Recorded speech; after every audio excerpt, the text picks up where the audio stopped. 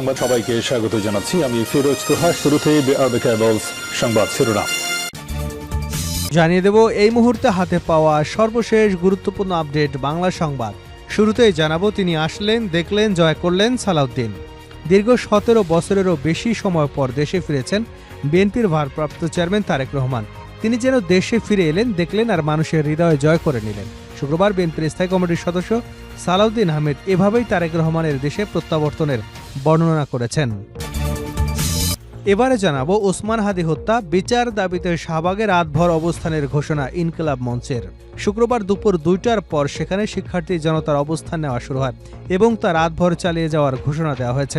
সন্ধ্যা 6:30টার পর সরেজমিনে দেখা যায় বিক্ষোভকারীরা আন্দোলন চালিয়ে যাচ্ছেন। অবরোধের ফলে শাহবাগ মোড় দিয়ে যান চলাচল বন্ধ রয়েছে।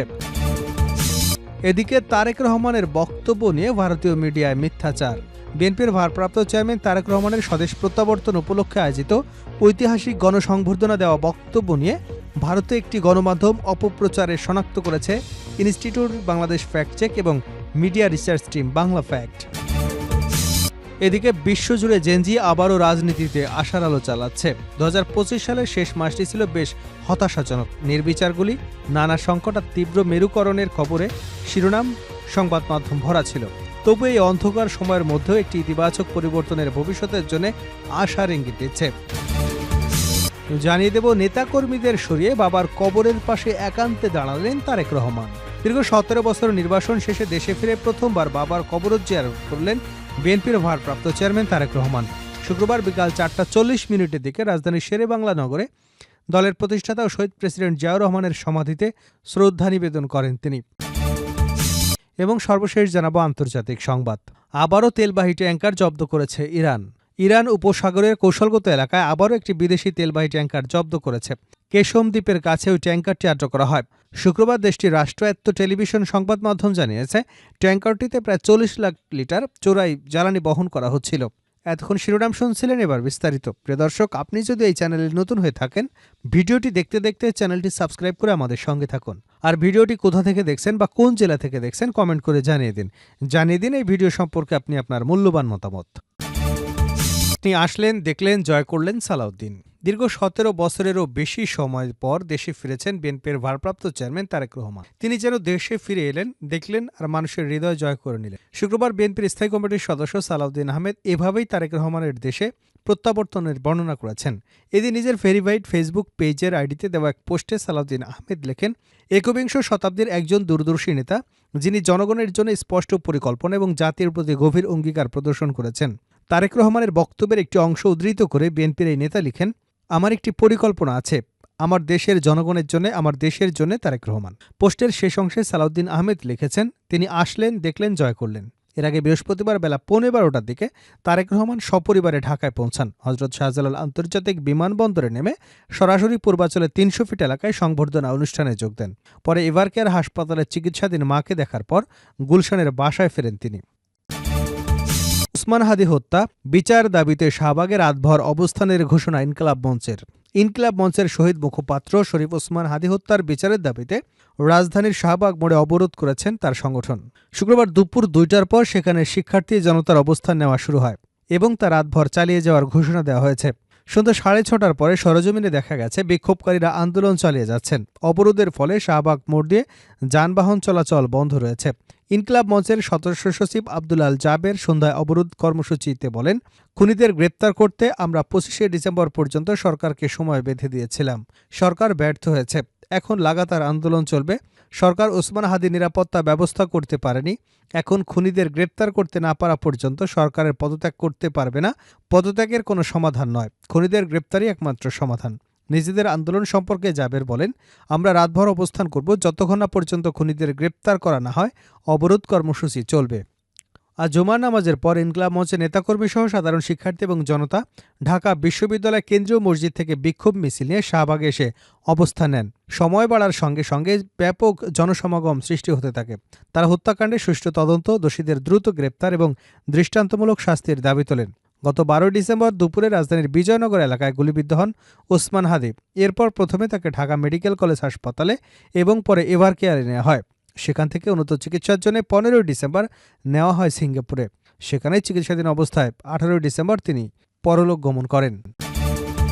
তারেক রহমানের বক্তব্য নিয়ে ভারতীয় মিডিয়ায় মিথ্যাচার।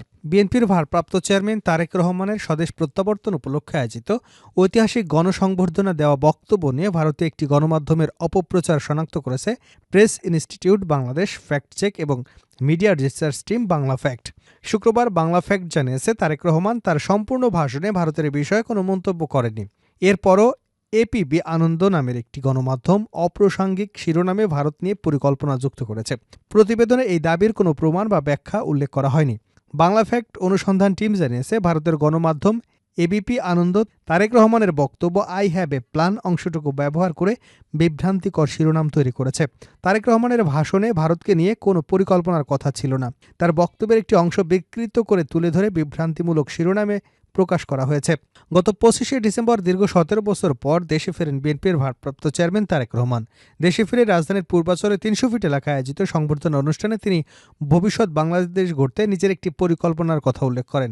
পরিকল্পনাটি বিস্তারিতভাবে তুলে ধরেনি, তবে বাস্তবায়নের জন্য দেশের সর্বস্তরের মানুষের সহযোগিতা চেয়েছেন। তিনি তার ভাবনার কথা বলার আগে যুক্তরাষ্ট্রের বর্ণ বৈষম্য বিরোধী আন্দোলনের নেতা মার্টিন লুথার কিংয়ের 62 বছর আগের ঐতিহাসিক আই হ্যাভ এ ড্রিম ভাষণ স্মরণ করেন।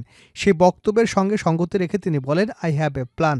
তারেক রহমান বলেন, প্রিয় ভাই বোনেরা, আমরা দেশে শান্তি চাই। মার্টিন লুথার কিং এর নাম শুনেছেন তো আপনারা। তার একটি বিখ্যাত ডায়লগ আছে, আই হ্যাভ এ ড্রিম। আজ এই বাংলাদেশের মাটিতে দাঁড়িয়ে আপনাদের সকলের সামনে আমি বলতে চাই, বাংলাদেশ জাতীয়তাবাদী দলের একজন সদস্য হিসেবে I have a plan for the people of my country, for my country. এই পরিকল্পনা দেশের মানুষের স্বার্থে।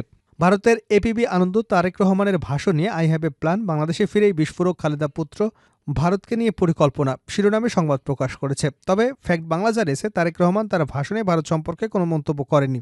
শিরোনামে ভারত নিয়ে পরিকল্পনা যুক্ত করা সম্পূর্ণ অপ্রাসঙ্গিক। ফ্যাক্ট চেকিং প্রতিষ্ঠানগুলো জানায়, গত 1 বছরের মধ্যে ভারতীয় গণমাধ্যম, ভারত থেকে পরিচালিত বিভিন্ন সামাজিক যোগাযোগ মাধ্যম অ্যাকাউন্ট এবং দেশের কিছু ফেসবুক পেজে বাংলাদেশকে কেন্দ্র করে ভুয়া তথ্য ছড়ানোর প্রবণতা বেড়েছে।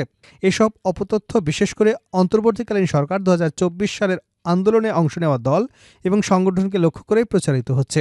ফ্যাক্টচেক বাংলা জানিয়েছে, ইন্টারনেটে ছড়িয়ে পড়া শত শত ভুল তথ্য ইতিমধ্যেই শনাক্ত করা হয়েছে। প্রতিষ্ঠানটি নিয়মিতভাবে গুজব, ভুয়া খবর এবং অপতথ্য প্রতিরোধ এবং জনগণের কাছে সঠিক তথ্য পৌঁছে দেওয়ার কাজ চালাচ্ছে। আবারও তেলবাহী ট্যাঙ্কার জব্দ করেছে ইরান। ইরান উপসাগরের কৌশলগত এলাকায় আবারও একটি বিদেশি তেলবাহী ট্যাঙ্কার জব্দ করেছে ইরান। কেশম দ্বীপের কাছে ওই ট্যাঙ্কারটি আটক করা হয়। শুক্রবার দেশটির রাষ্ট্রায়ত্ত সংবাদ মাধ্যম জানিয়েছে, ট্যাঙ্কারটিতে প্রায় 40 লাখ লিটার চোরাই জ্বালানি বহন করা হচ্ছিল।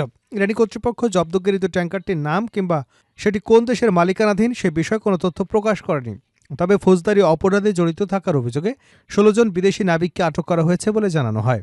রাষ্ট্রীয় টেলিভিশনের খবরে বলা হয়েছে, ট্যাঙ্কারটি গত বুধবার জব্দ করা হয়। এর আগে গত সপ্তাহে ওমান উপসাগরে 60 লাখ লিটার চোরাই ডিজেল বহনকারী আরেকটি বিদেশি ট্যাঙ্কার আটক করার দাবি করেছিল তেহরান। সেক্ষেত্রেও ট্যাঙ্কারের পরিচয় বা দেশের নাম প্রকাশ করা হয়নি। ইরানে জ্বালানির উপর উচ্চ ভর্তুকি এবং জাতীয় মুদ্রার ব্যাপক অবমূল্যায়নের কারণে দেশটিতে বিশ্বের অন্যতম সস্তা জ্বালানি পাওয়া যায়।